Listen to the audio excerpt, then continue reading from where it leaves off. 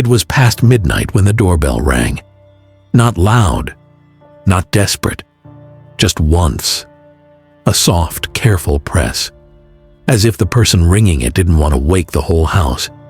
Inside, the lights were off. The street was empty, only the sound of wind moving through the trees. The woman stood there, holding a small bundle close to her chest. Her baby, wrapped in a faded blanket, sleeping peacefully, unaware that his world was about to change forever. Her hands were trembling. She looked down at him, memorizing his face, his tiny fingers, the slow rise and fall of his chest. "I'm sorry," she whispered. "Not to the house, not to the night. To him." She gently placed the baby on the doorstep, adjusting the blanket so the cold wouldn't reach his skin. From her pocket, she pulled out an envelope and slid it beneath the baby's head. Then she stepped back. Her eyes filled with tears, but she didn't make a sound. Because if she cried, she knew she wouldn't be able to walk away. She rang the bell again, this time a little firmer, and turned around.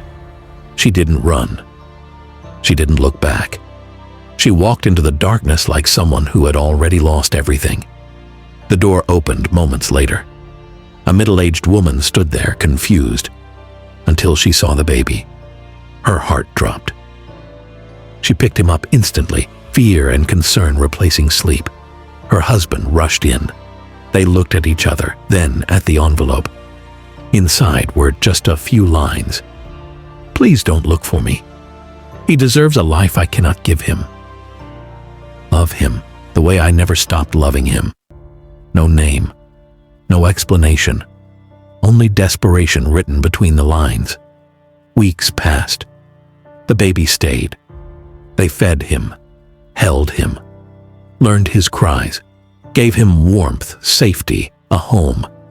But some nights when the house was quiet, the woman who found him would sit by the window holding him and wonder, what kind of mother leaves her child behind? Across the city, in a small rented room, another woman lay awake every night. Her arms felt empty.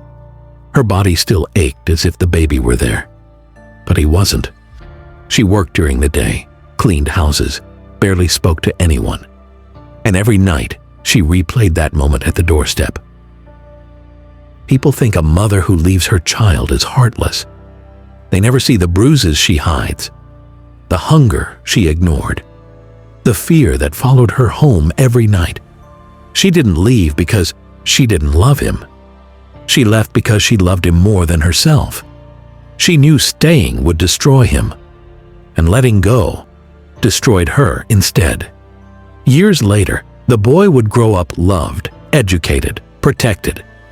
He would never know how many nights his real mother stood across the street from that house, just once a year, watching from a distance, making sure the light was still on, making sure he was still safe, then quietly leaving.